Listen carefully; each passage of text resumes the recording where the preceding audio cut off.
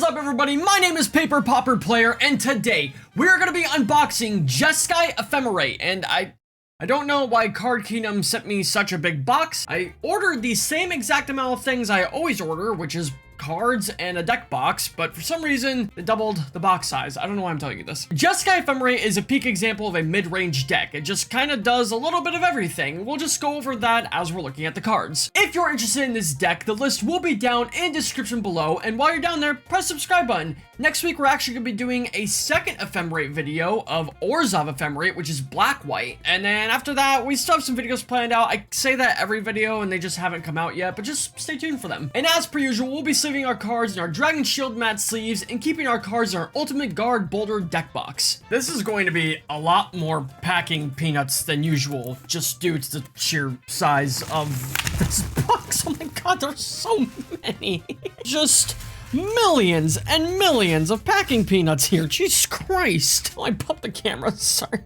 Cleaning that is going to be an absolute disaster later. I don't know why they sent me such a big box. That's never been a problem before. Okay, so it looks like we got the same spirit token that we got last week. Still really love this token. So we're gonna go ahead and just jump right into it by showing off the namesake card of the deck, Ephemerate, which is a 1 white mana instant that says exile target creature you control, then return to the battlefield under its owner's control. And then it has Rebound, which is if you cast a spell from your hand, exile it as it resolves. At the beginning of your next upkeep, you may cast this card from exile without paying its mana cost. So let's go ahead and showcase how Ephemerate works using Seagate Oracle, which is a 3 mana creature, a blue and 2 colorless 1/3 that says when Seagate Oracle enters the battlefield, look at the top 2 cards of your library, put one of them into your hand and the other on the bottom of your library. So let's say you went ahead and played Seagate Oracle, and when it enters the battlefield, you look at the top 2 cards of your library, you put one of them into your hand and the other on the bottom of your library, but you want to do it again. Maybe you didn't find the card that you were looking for. So you spend 1 white mana to Ephemerate Seagate Oracle. Seagate Oracle is going to do something called blinking, which means it's going to basically poof out of existence as far as like the game board is concerned, and then he's going to re-enter the battlefield and the effect happens again. This is the point of playing Ephemerate because it makes your creatures evasive in the sense that when your creature is in the middle of being exiled, it can no longer be targeted, and it also allows you to get a lot of card advantage and basically allows you to use your cards more than once, especially since when you cast Ephemerate from your hand, you get the rebound effect, meaning that on your next turn's upkeep, you can do it again. 1 copy of Ephemerate means that you could take advantage of a single creature's enter the battlefield effect 3 different times. The other awesome thing about Ephemerate is how it can protect your creatures. So for example, we have our Seagate Oracle out, and let's say our opponent wants to lightning bolt it to kill it. I don't know why, it doesn't really do anything, it's a 1/3, but maybe they just want to get a blocker off the field. Well, you can respond by using Ephemerate to exile Seagate Oracle out of existence, lightning bolt then fizzles because it no longer has a valid target, and Seagate Oracle re-enters the battlefield, and not only were you able to protect him, but now you also get your enter the battlefield effect again. With that being said, you have to be wary of the reverse interaction. Let's say it's your turn and you want to use Ephemerate on your Seagate Oracle just because you're trying to get some card advantage. Ephemerate, when you cast it, you have to target the creature preemptively. So when you cast Ephemerate and you target Seagate Oracle, your opponent can respond by casting Lightning Bolt, targeting the Seagate Oracle. Lightning Bolt resolve, Seagate Oracle will die, and Ephemerate will fizzle because its valid target is no longer on the field. Additionally, if Ephemerate ends up fizzling because your opponent killed a creature in response, you do not get the rebound effect on your next upkeep because Ephemerate never went off. It never happened. With that being said, although this is a key card in the deck, we are only running 3 copies because we have ways of getting it back, and plus it has a rebound effect, so you will be able to cast it multiple times. And because we talked about them, we only have 1 copy of Seagate Oracle. So next up in the deck is probably our #1 combo piece with Ephemerate, which is going to be Mulldrifter, a 5 mana creature, a blue and 4 colorless 2/2 with flying that says when it enters the battlefield, draw 2 cards. Now Mulldrifter also has Evoke for 3 mana, a blue and 2 colorless, which means you may cast a spell for its evoke cost. If you do, it's sacrificed when it enters the battlefield. So here's how this is a combo. You can play Mulldrifter for its evoke cost, a blue and 2 colorless, and when it enters the battlefield, you have to sacrifice it. But before it gets sacrificed, its enter the battlefield effect goes on the stack. Because the enter the battlefield effect goes on the stack, the board state is paused, so Mulldrifter doesn't have to be sacrificed yet. So when you evoke Mulldrifter and its enter the battlefield, draw 2 cards, goes on the stack, you can respond to this activation with Ephemerate targeting Mulldrifter. Now what ends up happening is Ephemerate resolves and Mulldrifter gets exiled before you're able to sacrifice it from the battlefield. Its enter the battlefield effect will still resolve because Mulldrifter still entered the battlefield and you get to draw 2 cards. And then Mulldrifter will come back onto the battlefield from exile, allowing you to draw another 2 cards, and now you no longer have to sacrifice it. When Ephemerate targets a creature, it resets any conditions that that creature was currently under. Let's say, for example, you have a creature with a +1/+1 counter on it. When you use Ephemerate on that creature and it gets exiled and comes back onto the field, it will come back onto the field without the counters on it because it basically just resets the state of the card. For a total of 4 mana, 3 mana for Mulldrifter's evoke effect, and then 1 mana for the Ephemerate, you're able to play a 2/2 with flying, and you get to draw 4 cards. And then on your next turn, you get the rebound effect from Ephemerate, and then you could target Mulldrifter again, drawing you another 2 cards. So now you've drawn 6 cards, and you have a 2/2 with flying on the field. It's really, really good. So next up, we have 2 copies of Archaeomancer, which is a 4 mana 1/2 creature that costs 2 blue and 2 colorless, that says when it enters the battlefield, return target instant or sorcery from your graveyard to your hand. So when you do cast Ephemerate for the first time, you can target your Mulldrifter, draw a couple cards, and then will go into exile. On your second turn, on your upkeep, you can target your Archaeomancer, because the second time Ephemerate resolves, it goes into the graveyard. So Ephemerate will resolve, go into the graveyard, Archaeomancer will blink in and out, and when it enters the battlefield, you can then return Ephemerate into your hand,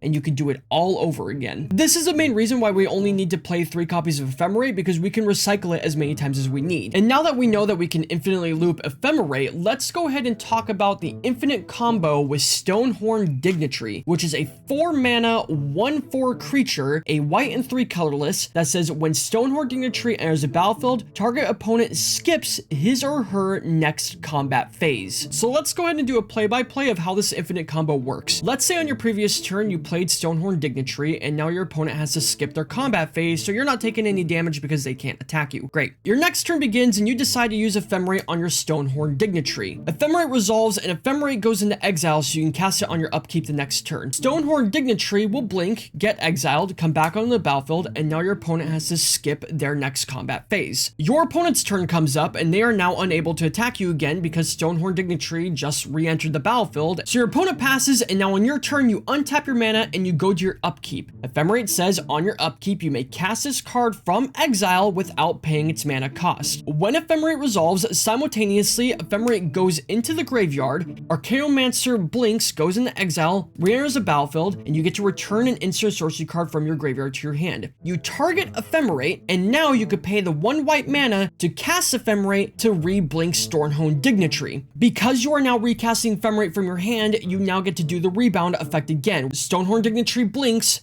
re-enters the battlefield, and now your opponent on their next turn has to skip their combat phase again. And now you can do this infinitely. As long as in response to your Ephemerate, your opponent doesn't kill either one of these 2 creatures, you have now locked them out from being able to attack for the rest of the game for 1 single white mana. As a filthy control player, locking your opponent out from playing the game is a lot of fun for me, and this deck isn't even taking full advantage of it. There are Ephemerate and Blink decks that have 4 copies of Stonehorn Dignitary, 4 copies of Archaeomancer, and just a bunch of copies of other spells to make sure that this combo happens all the time. This deck is not that mean because we're only playing 1 copy of Stonehorn Dignitary in the main board. There's another one in sideboard. But if this is a mechanic that you really like, there are decks that focus mainly on it. So next up, we have 1 copy of Ardent Elementalist, which is a 4 mana 2/1 creature, a red and 3 colorless, that says when it enters the battlefield, return target instant sorcery card from your graveyard to your hand. So yes, this card is exactly the same as Archaeomancer. It's just a red version of the card. Now this one's a 2 power 1 toughness, and Archaeomancer is a 1 power 2 toughness. That doesn't really matter. The reason why we're running 1 copy of Ardent Elementalist instead of just 3 Archaeomancers, if we're playing against a red deck, they're going to have Pyroblast and Red Elemental Blast to counter our Archaeomancers. So in contrast, we have the Ardent Elementalist, and vice versa, if we're playing against a blue deck, they'll have Hydroblast and Blue Elemental Blast to counter our Ardent Elementalist, so we have Archaeomancer instead. Basically, it just provides variety so our opponent can't win. Next up, we have 2 copies of Kenku Artificer, who's probably what I would consider our main win condition of this deck. He's a 3 mana 1/1 creature, a blue and 2 colorless, that says when Kenku Artificer enters a battlefield, put 3 +1/+1 counters on up to 1 target non-creature creature artifact. That artifact becomes a 0/0 homunculus artifact creature with flying. Kenku Artificer is a big pain in Pauper right now. We've talked about him extensively during our Grixis Affinity list, but essentially what he does is he takes advantage of the indestructible artifact bridge lands. So when Kenku Artificer enters a battlefield, you target your artifact bridge lands and turn them into 3/3 indestructible flying creatures. Indestructible is really strong because it means your creature can't die from normal damage. Your creature doesn't die from combat damage, it doesn't die if it gets lightning bolted, regular damage doesn't work on it. The only way to kill an indestructible creature is by either exiling it, causing your opponent to sacrifice it using edict effects, or reducing its toughness to 0 using effects that like, oh, your creature gets -2/-2 until end of turn. What's great about Kenku Artificer is we can just target all of our artifact bridge lands and keep linking him with Ephemerate and creating more and more and more and just creating an army of homunculus 3/3 indestructible flyers and just kill our opponent that way. That's our main source of damage in this deck. Additionally, when you animate your bridge land and you put your 3 counters on it, you can no longer target it with another Kenku Artificer. So if you use Ephemerate on your Kenku Artificer and you blink it back in and out, you cannot retarget the same land because Kenku Artificer says target non-creature artifact. This is already a creature now. You turn it into a creature when you targeted it the first time, so you cannot target the same bridge twice with Kenku Artificer. Just want to make that clear. If you're playing somebody against this deck and they say, oh, I'm gonna blink Kenku Artificer and put 3 more counters on my bridge, they are cheating. Don't let them cheat. Anyways, not to cut to the lands, but because I already sleeved the Silver Bluff bridge, I'm just gonna go ahead and get them all sleeved and just tell you about all the bridges that we're playing this deck. We're playing 4 Silver Bluff bridges. We're playing 2 Rustvault bridges, which is the red-white indestructible artifact land. And then we're playing 2 Razortide bridges, which is the blue-white artifact bridge land. We're running 7 basic islands, which, God, I love that art. Holy shit. I didn't realize the Modern Horizons 2 art was so nice. That is so nice. I actually want to get this printed, I'll be honest. Like, I want, like, a framed picture of this. We're running 2 basic plains, we're running 1 basic mountain, and we're running 2 copies of Ash Barrens, which is a colorless land, but has basic land cycling for 1. To pay 1 mana, you could discard this card, search your library for a basic land card, reveal it, and put it in your hand, and shuffle your library. Maybe we start off the game with 2 red-blue bridge lands and we really need white mana. We can then use Ash Barrens to cycle to go find a basic plains, and that's pretty much that. Anyways, back to the regular cards in the deck. We have 2 copies of Dawnbreaker Cleric, which is a 2-mana creature, a white and a colorless, that says when it enters the battlefield, choose 1. You can either cure wounds, which means you gain 2 life, you can dispel magic, which is destroy target enchantment, or you can gentle repose, which is exile target card from a graveyard. Dawnbreaker Cleric is just an extremely strong, like, mid-range card that's pretty much in any white deck. In this deck specifically, playing Dawnbreaker Cleric, ephemerating it, rebound ephemerating it, you know, you can then gain 6 life if you're going up against burn. You can destroy a bunch of enchantments if you're going against boggles. You can exile a bunch of cards if you're going against, you know, blue-black terror. Being able to ephemerate with Dawnbreaker Cleric is extremely versatile in this format because you can pretty much hit any deck that you're playing against. Playing against burn and you want to gain a bunch of life, be careful of your Dawnbreaker Cleric getting lightning bolted in response, or be careful of your opponent using what the f is the name of the card? I'm looking at my Boggles deck. You can check it out down in the description below. Isn't it? Ram through. If you're playing against Boggles, your opponent can use Ram through and kill your Dawnbreaker Cleric. Okay, sorry about that. Or if you're going against Blue Black Terror, your opponent can use like Snuff Out or Cast Down or whatever. So just be careful of that. So next up, we have 4 copies of Counterspell. Listen, I'm not a Magic investor, but I'm probably just gonna buy every copy of Marcania Mask Counterspell to ever exist because this is the best Counterspell and the only one I need in my life. Anyways, 2 blue mana instant, counter target spell. We are playing a mid-range deck. The really cool thing about this deck is that when you're bouncing your Archaeomancer with Ephemerate, you know, you can bring back counter spells to your hand if you need it in case your opponent's playing combo and you just need to make sure that you're always countering their combo pieces. Whatever it may be,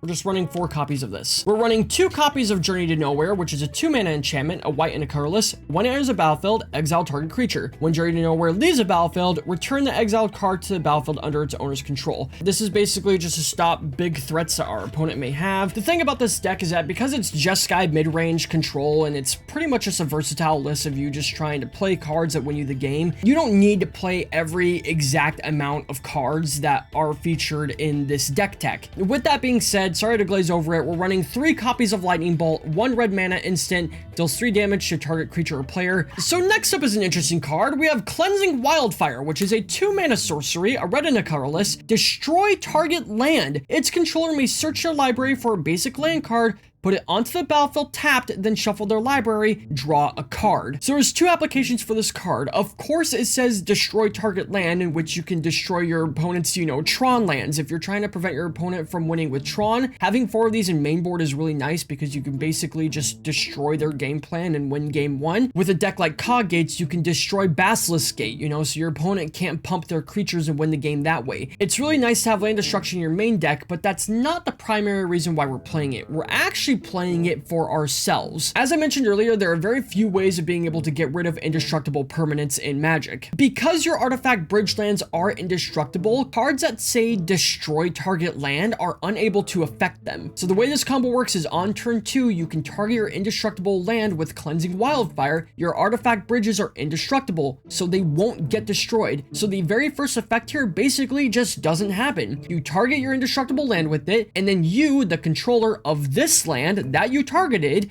get to search your library for a basic land, put on the battlefield, and draw a card. So in this deck, Cleansing Wildfire's text basically says for 2 mana, go grab a land from your deck, put it on the battlefield, and draw a card, which is insane value. Now, yes, in a pinch, you can destroy your opponent's land, and that could be okay sometimes, but this is to help you ramp up to your deck so you can cast your Stonehorn Dignitary on turn 3 or your Muldrifter on turn 3 and just start outvaluing your opponent. This is not the only deck in Pauper that utilizes this strategy. This Cleansing Wildfire strategy of ramping through your deck, grabbing a bunch of basics, putting them down, it's really popular, honestly. And next up, we have 2 copies of Fire and Ice, which is a dual card. What this means is that you can only cast one side of this card at a time.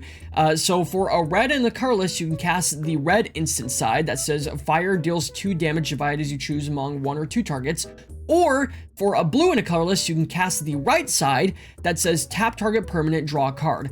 Just a versatile is it card. If you play fire on your opponent's creatures and then you cast Archaeomancer and bring this back to your hand, then you can cast ice. You can basically use both these sides multiple times, which makes it really good. Next up, we're running 2 copies of Late to Dinner, which is a 4 mana sorcery, a white and 3 colorless. Return target creature card from your graveyard to the battlefield to create a food token. A food token says it's an artifact with pay 2 mana, tap, sacrifice this artifact, you gain 3 life. Basically just a really good way of reanimating your creature that your opponent probably lightning bolted so you weren't able to ephemerate it. As I mentioned earlier, if you're trying to use your loop with Stonehorn Dignitary and Archaeomancer and your opponent bolts your Archaeomancer, when it goes and dies into the graveyard, you can use Late to Dinner to bring it back to the battlefield, and then you can target Ephemerate with your Archaeomancer because it's re-entering the battlefield. Late to Dinner is basically just to help keep our combo pieces on the board. Next up, we're running 1 copy of Smash to Dust, which is a 2 mana sorcery, a red and a colorless. It can either destroy target artifact, destroy target creature with Defender,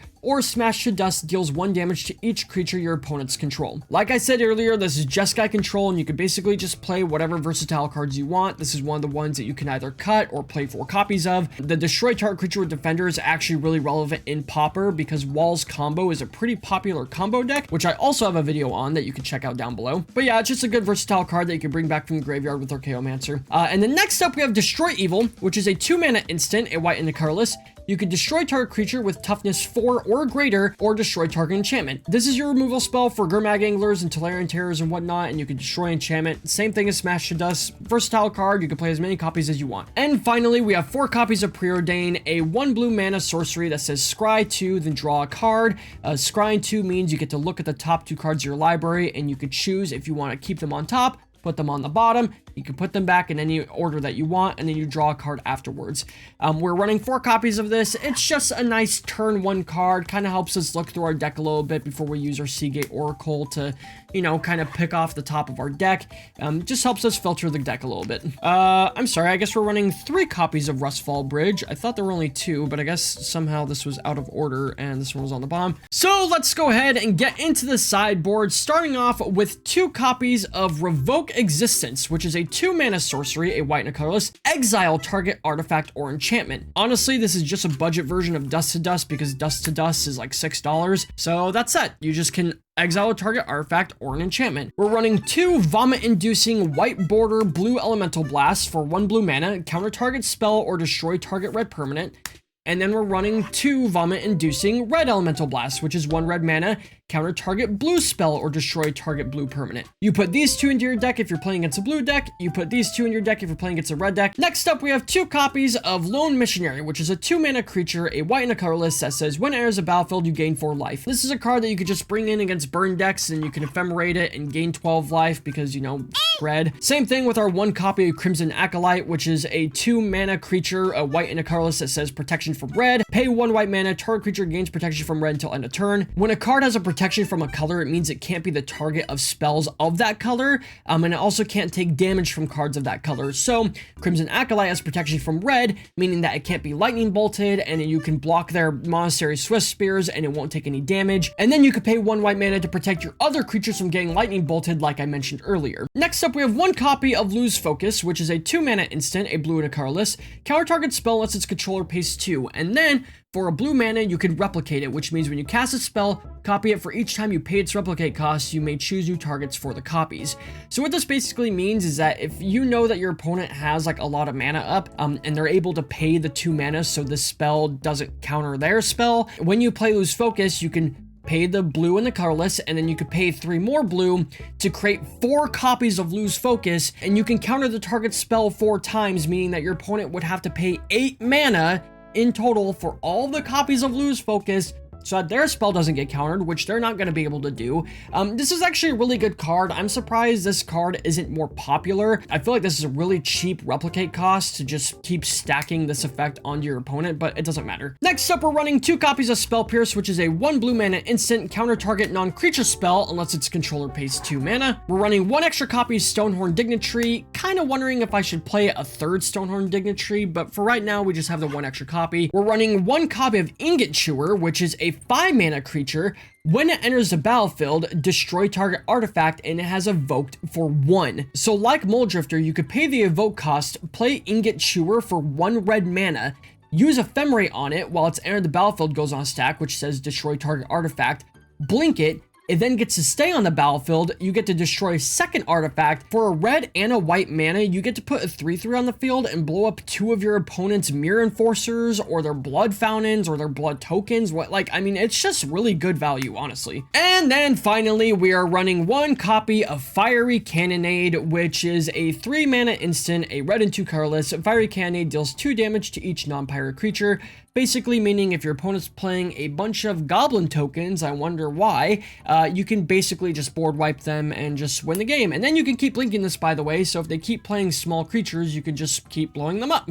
And that is going to be Jeskai Ephemerate for Pauper. I am super excited for this deck. I played Jeskai in Modern a lot. Are you guys getting tired of me saying that? I played every deck in Modern. It's why I'm in debt, is because I spent a lot of money on my... It doesn't matter. Personally, for me, red is not my favorite color in Magic, but this is my favorite type of deck to play it in because this is just blue-white control with lightning bolts, and I'm okay with that. As I mentioned, if you like this deck, the list will be down in the description below, alongside playlists with all the other decks that I've covered on this channel. We mentioned a couple of them during this video, so yeah, go ahead and check those out. And while you're down there, press the subscribe button. Let me know that you're enjoying the content. Next week, like I said, we have Orzhov Ephemerate coming in, which is a very different game plan than this, but it's also using Ephemerate, but it's black-white. So we'll go ahead and check that out when that comes in the mail. And thank you guys so much for watching, and we will see you in the next one.